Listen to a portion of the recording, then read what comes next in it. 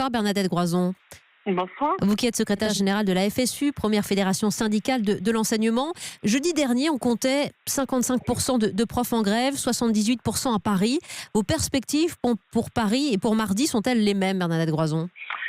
Écoutez, nous avons lancé dans le cadre, comme vous le disiez, de l'intersyndicale, cette nouvelle journée de grève et de mobilisation parce que les enseignants ne comptent pas en rester là, ils ne veulent pas en rester là. Moi, je ne peux pas vous dire là aujourd'hui exactement quel sera le chiffre de mardi, mais ce que je peux vous dire, c'est qu'il y a une détermination dans le monde de l'éducation et bien sûr particulièrement pour les enseignants à poursuivre ce mouvement parce que les réponses du gouvernement suite à ce 5 décembre qui a été massif et inédit, ne sont pas à la hauteur de ce que nous avons dit le 5 décembre. Parce que les enseignants que vous représentez ont peur qu'à côté des salaires qui ne sont pas à la hauteur de leur mission, cette nouvelle réforme rabote encore les pensions. Je crois que cette inquiétude, vous l'avez franchement discutée et évoquée avec Jean-Paul Delevoye d'ailleurs. Oui, nous n'arrêtons pas de dire parce que nous le savons depuis le début des discussions avec Jean-Paul Delevoye que ce nouveau système des retraites pénaliserait particulièrement les fonctionnaires et notamment les enseignants parce que nouveau calcul, non plus sur les 6 derniers mois mais l'ensemble de la carrière, c'est mécaniquement baisser le niveau des pensions. Oui. Et l'idée du gouvernement d'intégrer les primes ne rattrape rien pour les enseignants qui, comme d'autres fonctionnaires, par exemple les agents de catégorie C, n'ont quasiment pas de primes. Donc nous avons un problème mécanique de baisse du niveau des pensions, mais qui est lié aussi à la faiblesse des salaires. D'ailleurs, le rapport du corps le dit très bien. Nous avons un problème dans la fonction publique qui est le blocage du gel de la valeur du point d'indice. Il y a aussi le manque de création d'emplois qui n'assure pas le financement des retraites pour les fonctionnaires. Donc nous avons deux problèmes. Nous avons le problème de ce nouveau calcul que pourrait être celui des pensions qui ne va pas aujourd'hui, auquel le gouvernement ne donne pour l'instant aucune piste de réponse. Et nous avons la faiblesse des salaires qui alimente ce problème. On a du mal. Bernadette Groison. Sur les deux sujets, le gouvernement ne répond pas. Alors, et en face, on a l'assurance quand même de Jean-Michel Blanquer, qui est assez catégorique d'ailleurs à votre égard, qui dit non, les fonctionnaires ne seront pas perdants dans ce nouveau système. Il a envoyé mardi une lettre à tous les professeurs de France dans laquelle il s'engage à garantir le niveau de pension. Donc ces mots pour vous n'ont aucune valeur, Bernadette Groison ? C'est parce qu'on est dans l'affichage et les intentions. Écoutez, le 25 avril dernier, Emmanuel Macron dit, compte tenu de ce que nous voulons faire, nous devons revaloriser les enseignants. Nous sommes aujourd'hui le 8 décembre. Il n'y a rien eu de mis sur la table par le ministre, de concret, de précis, pour dire techniquement comment nous faisons. Donc, vous comprendrez que du coup, pour nous, oui, nous sommes sur des déclarations de principe. Le gouvernement dit on va mettre 400 millions, mais 400 millions pour faire quoi ? Uniquement pour ceux qui, on ne sait pas à quelle date, auront affaire au nouveau système de retraite. Et donc, quid de la revalorisation qu'attendent les enseignants ?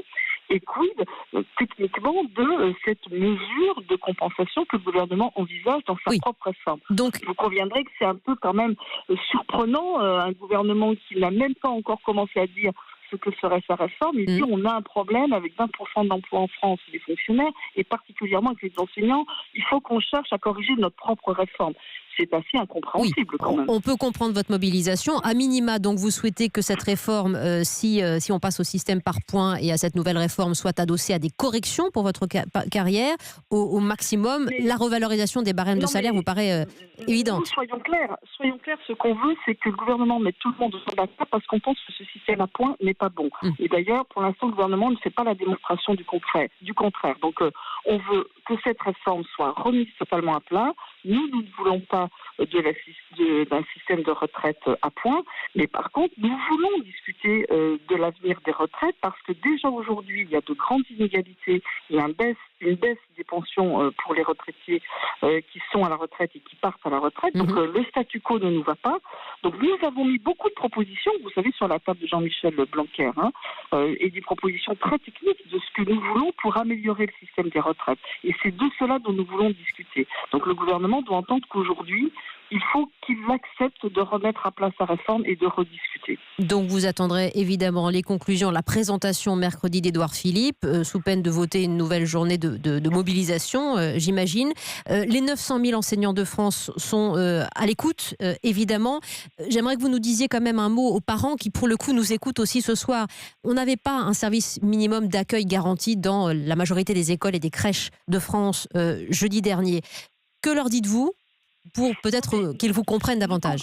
Nous comprenons bien les usagers en règle générale et les parents en ce qui concerne les écoles, des difficultés qu'ils peuvent rencontrer. Et vous savez, je peux vous dire que pour des enseignants et pour les enseignants dans les écoles primaires à cette période de fin d'année où quand même il se passe beaucoup de choses au moment des fêtes dans les écoles, c'est très douloureux et très difficile aussi de se mettre en grève. Déjà, on perd sa journée de travail et on sait très bien que c'est compliqué et pour les enfants et pour les familles. Mais je crois que, et quand je vois les sondages et ce que dit l'opinion, la manière dont elle regarde ce mouvement, je crois que les parents comprennent la revendication qui est celle des enseignants d'être mieux reconnus déjà aujourd'hui, qu'ils comprennent les inquiétudes des enseignants mais des salariés globalement face à un système de retraite qui va quelque part encore créer des inégalités et réduire les pensions, et d'ailleurs celles des parents aussi. Donc je pense que les parents comprennent très bien ce mouvement et je crois qu'ils savent très bien que ce n'est pas de gaieté de cœur que les enseignants font cela.